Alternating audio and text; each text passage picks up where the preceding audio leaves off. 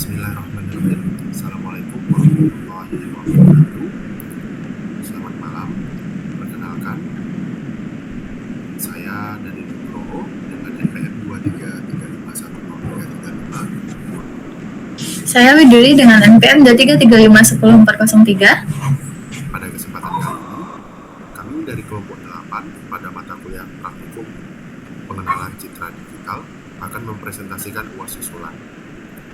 Karena kami saat kemarin berhalangan hadir untuk mengikuti kegiatan kampus.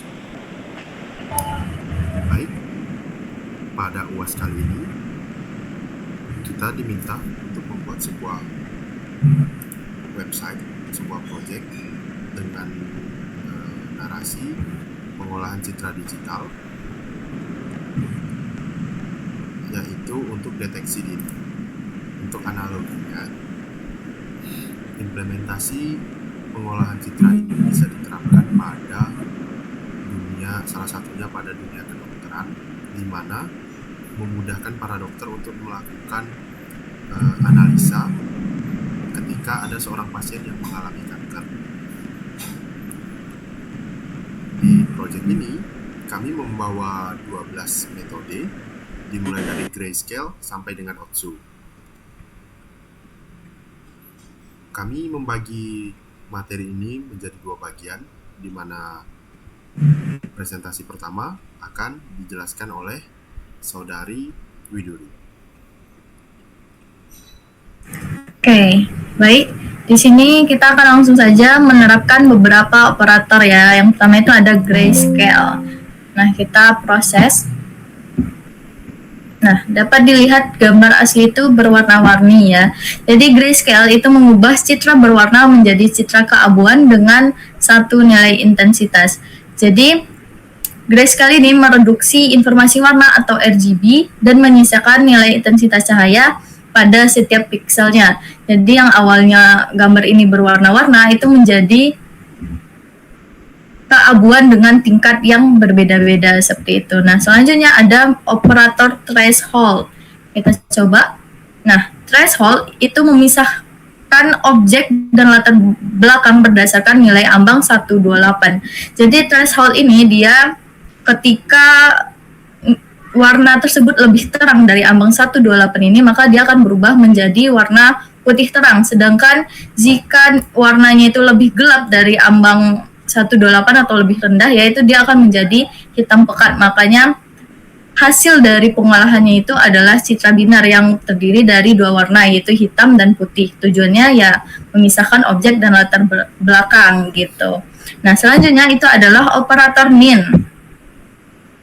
Nah, min filter itu melakukan perataan citra dengan menghitung rata-rata nilai piksel di sekitarnya, sehingga mengakibatkan gambar tersebut itu menjadi blur ya. Dapat dilihat di sini itu dia menjadi blur karena transisi warna yang tajam itu diperhalus sehingga detail kecil dan noise pada wajah Naruto menjadi tersamar.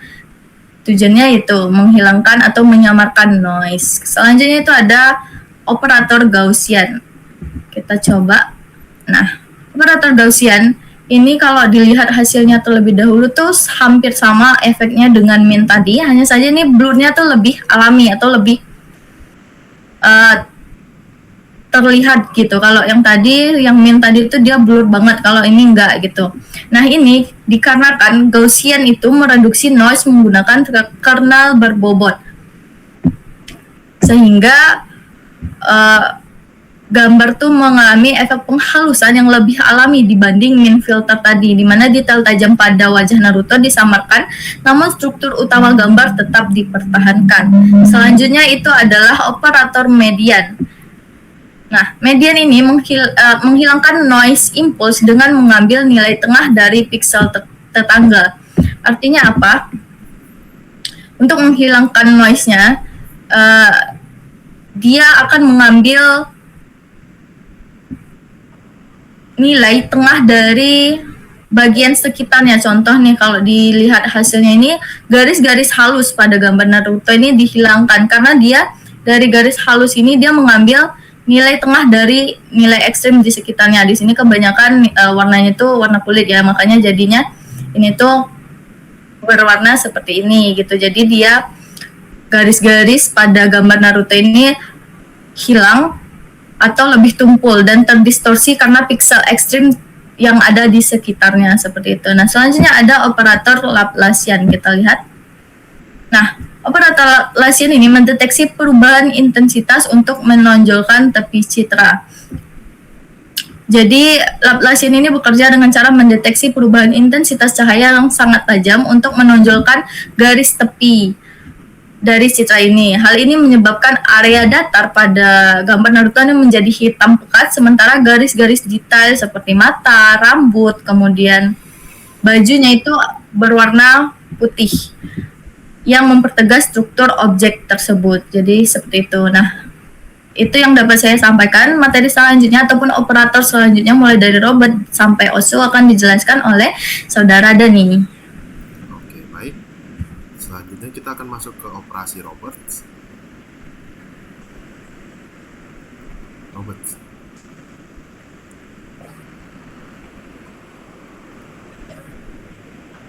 Diklik dulu Robertsnya. Oh iya, sorry. Oh iya, aku lupa. Baik, kita masuk ke yang pertama atau yang ketujuh, operasi Roberts. Nah, bedanya sama operasi Laplacian tadi, kalau operasi Laplacian tadi itu kan di brightness-nya, di binnernya itu memang dia dibolkan semua, dihitamkan semua untuk area sekitarnya, hanya menyisakan objek. Tapi di bagian Laplacian itu masih kelihatan jelas banget garis dari si objek itu. Sementara kalau di Roberts itu dia nggak begitu jelas seperti yang dilihat pada output, lebih samar ketimbang metode Laplacian. Karena hal ini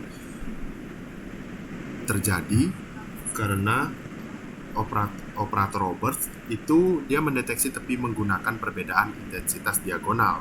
Hal inilah yang menyebabkan perbedaan antara Laplacian dan Roberts. Kemudian kita akan masuk ke yang Prewitt.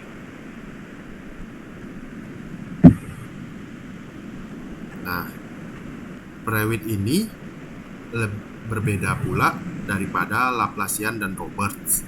Kalau misalnya di Laplacian tadi outputnya nggak begitu kelihatan, background sekitarnya nggak kelihatan, hanya menyisakan objek, namun objeknya masih terasa jelas. Sementara di Roberts itu dia menengah, samar banget. Nah, kalau di Prewitt ini dia objeknya itu terekam jelas dengan mempertegas lagi gambarnya, tapi juga menginput sebagian nilai-nilai yang ada di sekitar objek. Kalau misalnya pada gambar studi kasus, kami kan menggunakan foto Naruto nih.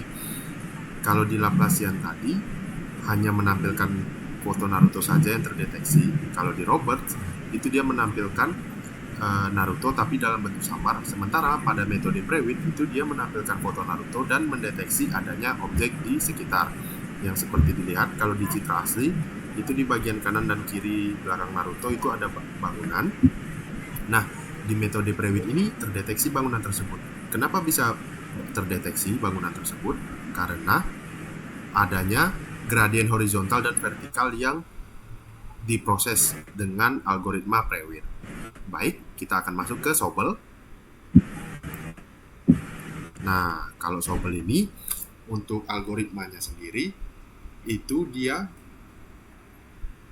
secara layout dia dibikin black atau intensitasnya dibuat black down, namun objek-objek di belakangnya masih bisa diakses. Nah, pada metode Sobel ini dia gunanya untuk menampilkan tepi yang lebih jelas. Jadi kan kalau di posisi yang bisa kita lihat di gambar citra asli itu kan kalau sekilas mata memandang ada objek foto Naruto ya. Nah, di belakangnya itu ada bagian bangunan, ada dan bagian awan. Itu kan kalau di citra asli kelihatan karena citra asli ini kan RGB ya, penuh gambar.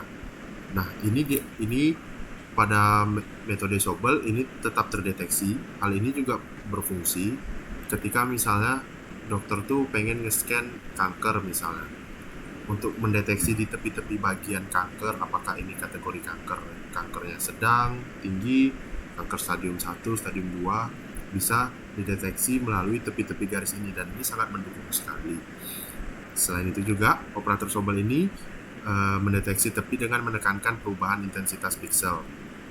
Jadi dia tetap fokus pada pikselnya, tapi dia dibikin drop pikselnya, ditekan tebal. Jadi output yang dihasilkan pun terasa tebal seperti yang bisa dilihat. Gambarnya tuh bukan hanya Naruto-nya saja yang terasa tebal, tapi juga di bagian dindingnya, baik juga awannya sampai bisa terdeteksi. Selanjutnya kita akan masuk ke operator log.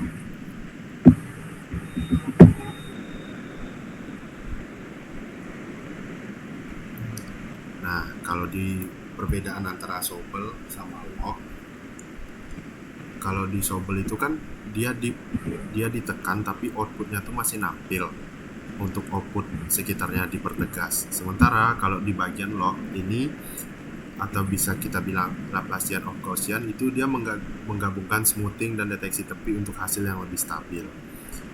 Kalau misalnya kita butuh anggap ada beberapa objek yang pengen kita analisa dan kita cuma pengen menganalisa satu objek saja, itu kita bisa menggunakan log seperti yang dilihat pada output. Dia menampilkan gambar itu hanya fokus ke objek yang lebih clear dengan tidak begitu kontras ketimbang metode Laplacian atau Roberts tadi. Jadi dia lebih clear dengan warna black. Jadi dia diturunkan intensitasnya sampai 0, hanya menyisakan dan terpusat pada deteksi tepi saja, di tepi-tepi gambar. Nah, karena gambarnya konteksnya di sini Naruto, maka yang terdeteksi di paling depan adalah wajah Naruto. Selanjutnya kita akan masuk ke operasi Kenny.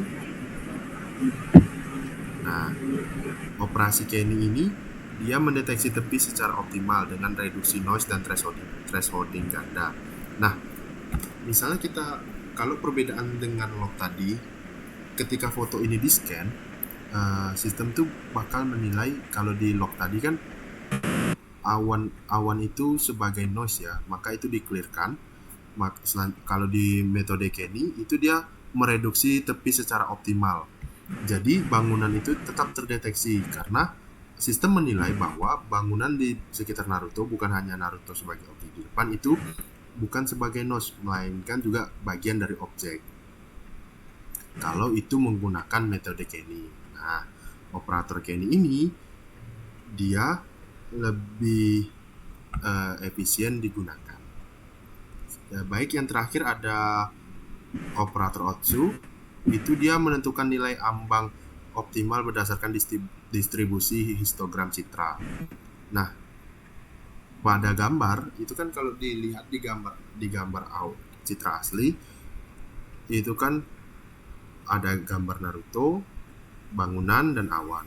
Nah, pada menggunakan metode Otsu, hasil pengolahannya tampak Naruto saja. Ini mirip seperti di bagian Gaussian, median dan Laplacian.